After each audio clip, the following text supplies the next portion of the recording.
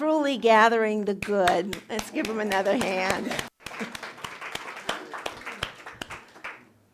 Thank you so much. I'm Reverend Alexandra Musser, and I want to welcome you to Unity of Verde Valley. That are here, you just bless our sacred space. And for those of you that are going to be watching, welcome you in person. We bless you wherever you are. I would like to start with a prayer. Oh, beloved Mother, Father, God,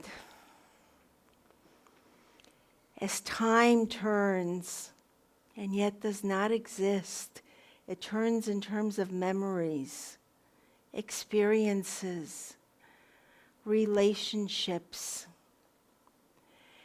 the wonders of the seasons, the gentle touch of loved ones.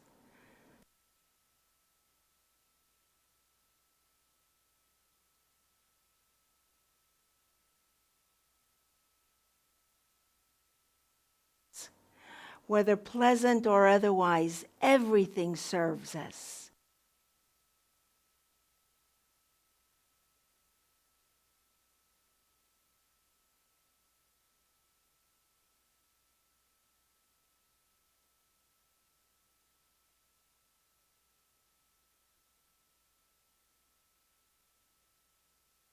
And so it is.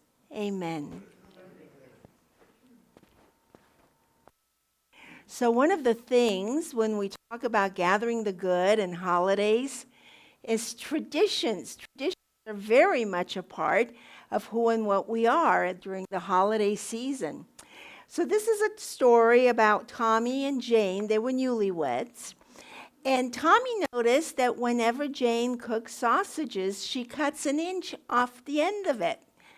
And he didn't want to say anything. You know, he's a new husband and he's going along with the flow.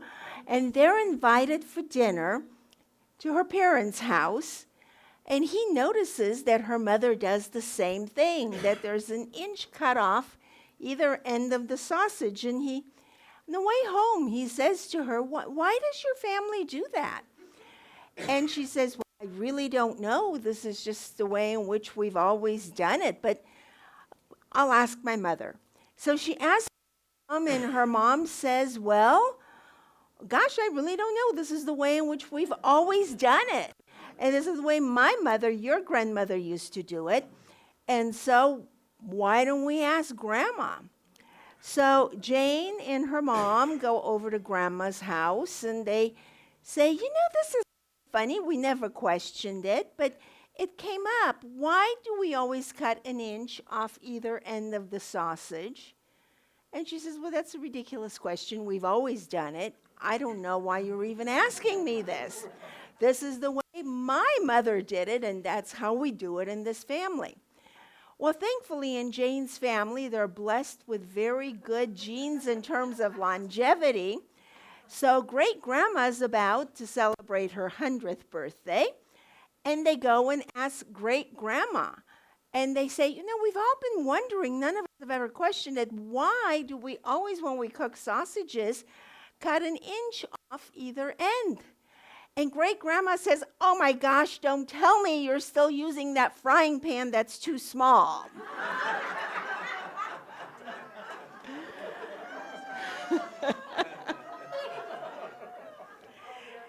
And so traditions just simply are. And I think what we want to do is question some of them a little bit. Here we are, this week is Halloween. We're going to be moving into Thanksgiving and then the holiday season. And we have all of these traditions. Where are they? Where do they come from? And why do we have them? Let's go on next, please. So it's all about relationships, isn't it? Because how do we get our traditions? Our relationships. Sometimes we question them. Sometimes we don't question them. Sometimes we even put ourselves in a little rut that says anything that's outside of my tradition is not right. Like the sausages, it would just be wrong to do it any other way. But in fact, Now, if it's been 4 generations, they have bigger frying pans. So, but nevertheless, we need to be grateful for all of our relationships and our traditions. Because whether they're good or otherwise, they're always good because they make us who and what we are. They even help us define contrast. And Abraham Hicks explains that through contrast, we can discover where we align, what we resonate with, what we want. So it is good that we have relationships, that we have traditions, and that we be grateful for all of them. As we're coming up on Halloween, I want to explore some of the traditions around Halloween. Next, please. So, gratitude for relationships that we celebrate. We also need to recognize those that stretched us, those that ended in silence, and those that crossed the veil. It is said that this time of year, the veil is very thin, and we celebrate Halloween in many different forms, not just little kids going around wearing costumes, gathering candy. But there's many solemn ceremonies that we'll be looking at where we connect with our ancestors and the relationships that were lovely, and some of them that have passed away may be unresolved or simply drifted apart. They're all a part of this matrix of what we are. So we bless the entire journey, the past and the present, the joyful, the painful, the seen and the unseen. We have a tendency to pick out Greg's beautiful song, The Beautiful Memories. And that's wonderful because they give us comfort and they warm our hearts.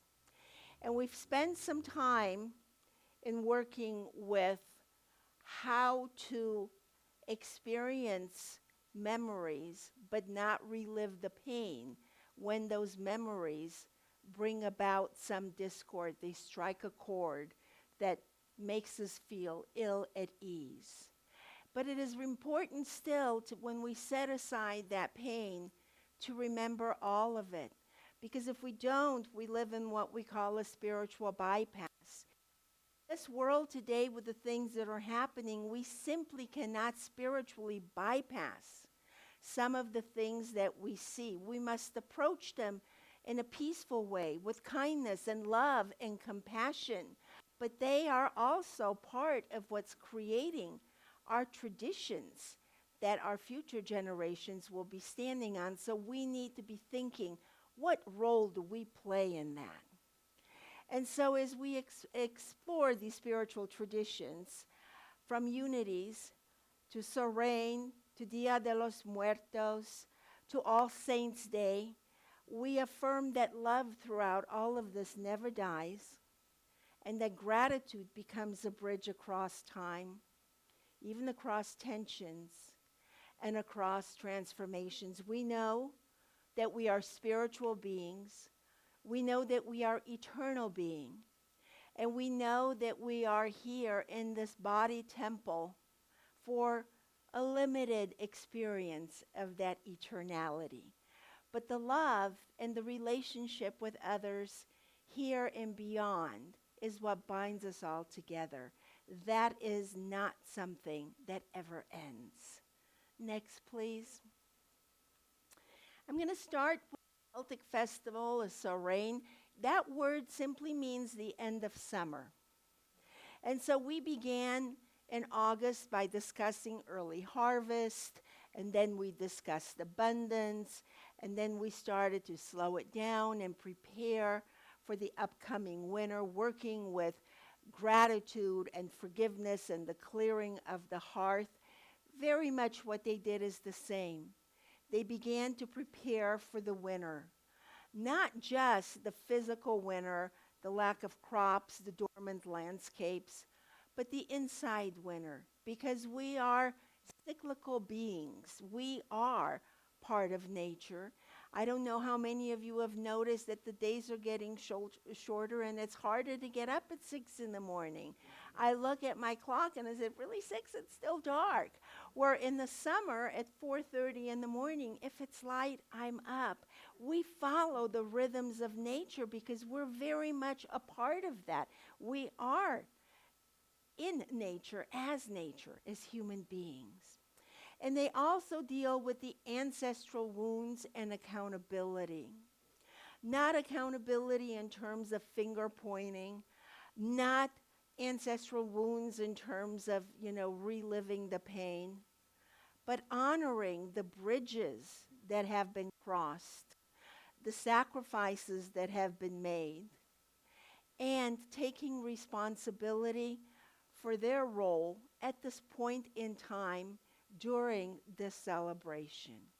It is a time to be aware and to have a mental inventory and a spiritual inventory of what has come before so that we know what we must take into our soul and into our heart during the upcoming months as we retreat into the winter, as we prepare for winter solstice. Next, All Saints' Day. In Christianity, we remember and we honor those who lived with courage and grace, martyrs and saints.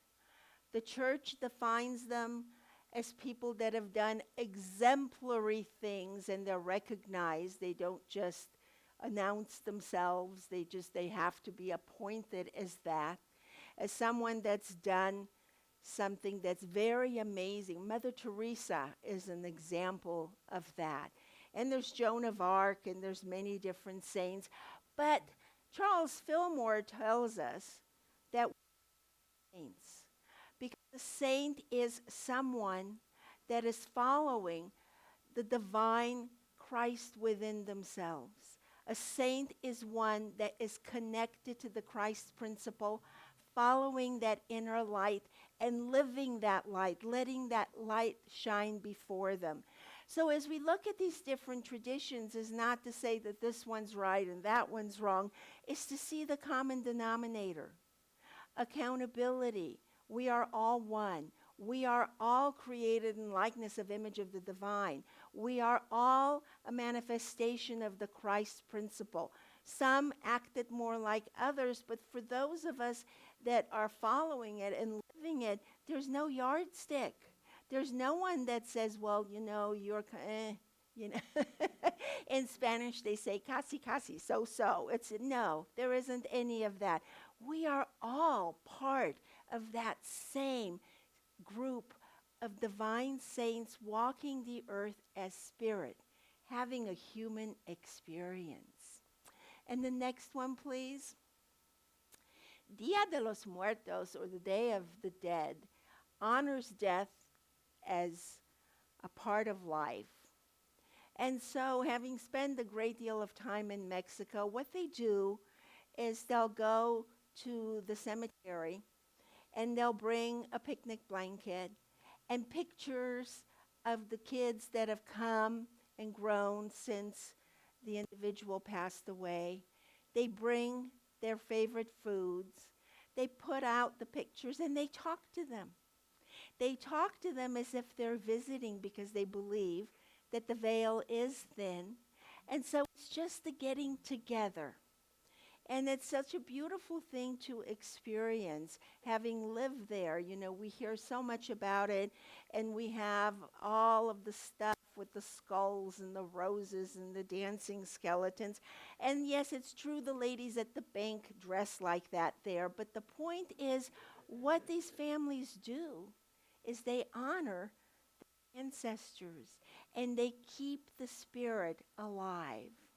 And they remember what systems try to forget. They remember the way in which we used to do this or that. They might remember about the story of the sausage cut at both ends. But we have also created systems, haven't we, that allow us to erase our history, to elevate certain people in history that have no business being elevated, even though the bronze memorial of them is a beautiful piece of art. That individual concept that it memorializes is not beautiful at all. And so we have to, when we remember these things, when the veil is thin, remember with the heart of the Christ consciousness, with compassion. We do not advocate judgment, but we do advocate choice. We make a higher choice. We make a loving choice. We make an informed choice. And we don't forget. We don't forget because sometimes in forgetting, we just completely move away from the truth that needs to be remembered and that needs to be memorialized and celebrated and held sacred. Next, please. So we bless all of our relationships, even those that we may not like, because they form us.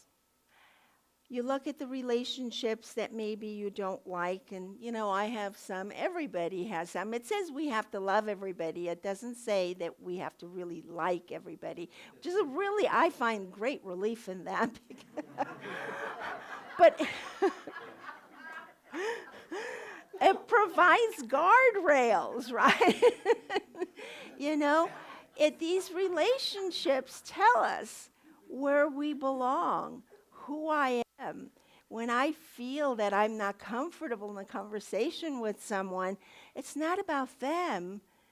The way to look at it is, this is who I am. And bless you, and you step aside for that. And so when we do this, we have the courage to stand in our own truth, and it keeps everything relevant. And gratitude is something that redeems the past, regardless of what our experience of the past was like.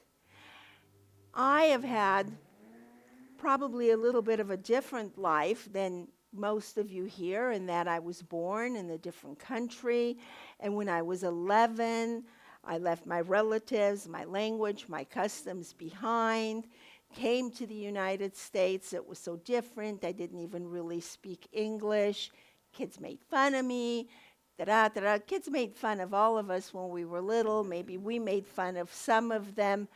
But I look at this and courage to stand in that truth. My mother was a difficult woman, but she was a very strong and courageous woman. And it took that kind of a woman to take her daughter that's 11 and her mother, and for the three of us to come to this country. Yes, it was a difficult relationship. Yes, it was a very painful experience, but yet I honor the memory of it. And going back to my roots and remembering things. When I travel, I always listen for the Romanian accent to see if there's someone that I can speak to, because I don't get to speak that very long. We have the courage to stand in our truth. And so when we honor the past and we're grateful for it, it doesn't mean that it came wrapped in a bow at the time, but it molded us and shaped us, and it brought the qualities in us that needed to be brought out in order for us to be who we are today. And next, please. So, as we resurrect all memories without the pain, without reliving the pain, but looking at it is laying out beads and seeing the patterns, the Hansel and Gretel breadcrumbs, if you will, looking at them in that way. We begin to gather the good. How did this shape me?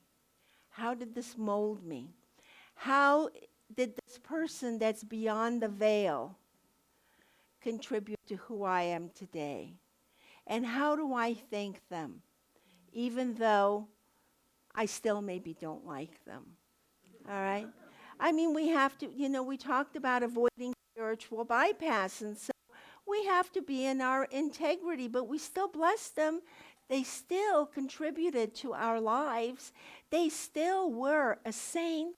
They were a child of God. They still are a child of God in a different form and incarnation. However that is, none of us really know what happens beyond the veil. I know there's books written, and I know people have recollections, but nobody really knows for sure because we haven't gotten there yet, so that we can speak from our personal experience.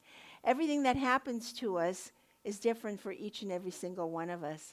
And so that's why I think those experiences are so diverse, because how does every individual experience it in the personal divine way that's relevant to them? And so as we bless these memories, we walk through this veil with love. Next, please. So we bless every soul that shaped us, not because they were perfect, but because they were a part of our becoming. At Centers for Spiritual Living in Reno, where I was a member for many, many years, we had a member who was a member of the board. It was Paul. He did a great deal for our spiritual community. And Paul got sick, and I remember Reverend Lisa, my minister, having sat with him. He went in and out of some awareness, and he came back to saying, the veil is really thin. When my grandmother passed away, and I was in my late 20s, I saw her go back and forth between reliving her life, speaking to people that were not in the room. There wasn't any anger. There was just like she shifted time zones, time planes. And then she would maybe fall asleep for a while. And then she was definitely doing something else with other people. And now that I think about it, she did actually pass away in October, and her birthday was in October, so I'm connecting those dots. But when we talk about it, it's not about the woo-woo of Halloween and the demons coming out. It is literally a period of time of reconnection with our ancestors, and knowing that as we occupy the space-time reality here, there is something else that we don't see, that we maybe cannot touch, but we are still spiritually a part of it. And the spirit that is here beyond what we can see and experience is here with us. We are all in this room and on this plane together, just in different dimensions and at different levels of vibrations. How exciting is that, to know that we are that multidimensional? And how wonderful is it if we can open our minds and hearts, our collective antennas, to connect better with one another and with all those that occupy the sacred space in different forms. Next, please. Myrtle Fillmore, in her healing letters, wrote, "Keep your mind on the beautiful, the true, and the good, and you will draw them to you." How true is that? What we focus on expands. So knowing that we are part of a multidimensionality of expression, focusing on the good, what does that do with respect to expanding our aura, our energy into the place that we occupy, not just physically, but spiritually, in this multiverse that is the beautiful creation, the divine tapestry of spirit that we are each an individuation of? It really leaves us with a sense of being important, that what we feel and what we say and what we do matters beyond the rock falling into the pond and leaving little ripples, because it continues to have an effect below the surface of the water. Charles Fillmore said, "We increase whatever we praise. The whole creation responds to praise and is glad." And so if we are sharing this room, this multiverse with those that came before us, finding ways to praise them is not only healing for us, but in as much as we recognize that they are eternal spirits just like us, continuing to evolve. Is it possible, and I'm not here to say that it is or it isn't, that we are increasing them as well? Wouldn't that make sense? And wouldn't that be beautiful? If you had a relationship with someone that you didn't like, that hurt you, but now you don't relive the pain, that has moved to the other side, if you can find the good in that, what a blessing for them and for you. We get a chance to do it over in the relationship, in the sense of the relationship. And how wonderful to see that just with the seasons and the blossoms opening and closing, we are the same. We're the blossom of the divine, and we can reopen every relationship fragrantly and beautifully and lovingly. Next, please. So I'd like you to please affirm this with me. It's from the Daily Word, and it's from November 2nd, Day of the Dead, 2016. Let's read it together. I now release and bless all relationships, past and present. They are divinely ordered and have served my soul's unfolding. How beautiful is that? Next, please. So why does it matter? We increase what we praise. Attention is both creative and magnetic. It activates the law, divine law, and invites transformation. Relationships are sacred teachers, whether joyful, painful, present, or past. By blessing all relationships, not only is that a spiritually mature release, but it does, I believe, bless the individual that we had a relationship with, whether they are here or elsewhere. And so this is a sacred threshold, whether the veil is thin or not, because we really can't say. Let's just pretend for a minute that it is, and that love can transcend this form, because love never dies. It just simply changes and shifts its form. So we honor the soul's journey, not just the personality story, which can be good, which can be not so good, which can be different, can be challenging, can be multifaceted. But by having spiritual sovereignty, independence, power over these things, we can choose love, even when there's loss, and even when there's challenge. Next, please. So I want to remind you that gratitude is a spiritual act. It does truly heal lifetimes. It blesses what was, what is, and what is still becoming. We do not have to necessarily say that everything that's happening in the world is good. That would be spiritual bypass. We know the difference. But we can see the good in it. We can see the acts of kindness, the acts of redemption, the acts of forgiveness. We can see new life. We can see love. So when we gather the good, we walk through the veil with love, and we become more whole, more free, and more alive.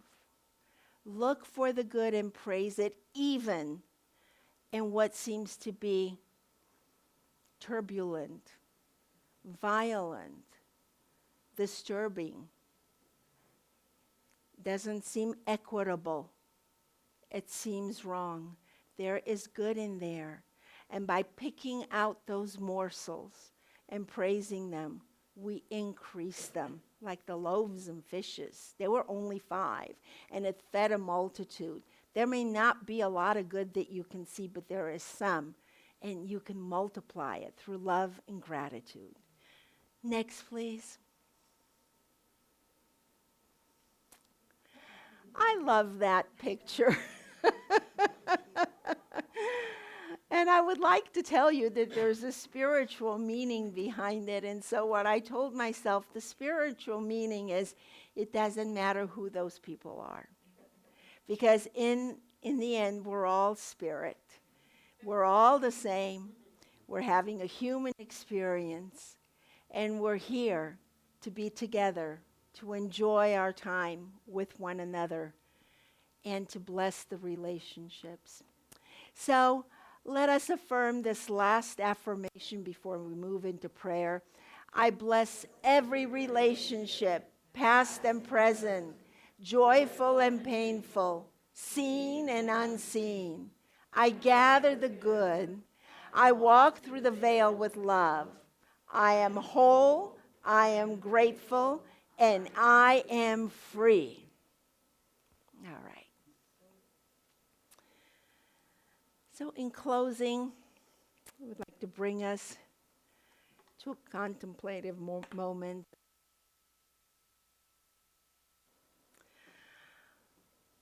Beloved Spirit, we are so grateful to be able to connect across the veil, across the seasons, across the miles, and across this room. We are, each and every single one of us, a part of the greater whole. We are so complex. We have so many different feelings and emotions, and we are made to be multifaceted like a diamond. But it is our choice to align that facet of ourselves that is the deepest with love, with light, with forgiveness, with understanding, and with a deeper and deeper, ever-growing desire to understand our role in making this world a better place. We give thanks. We give thanks for the spiritual community, for our area, for the people that have come before us, and for the people that are yet to come before us, meaning ahead of us. We recognize that we are all links in the multifaceted chain of the divine, and we are so grateful. And so I bless this time together. I bless each and every single one of us here and throughout the world. And together we say, Amen. And so it is.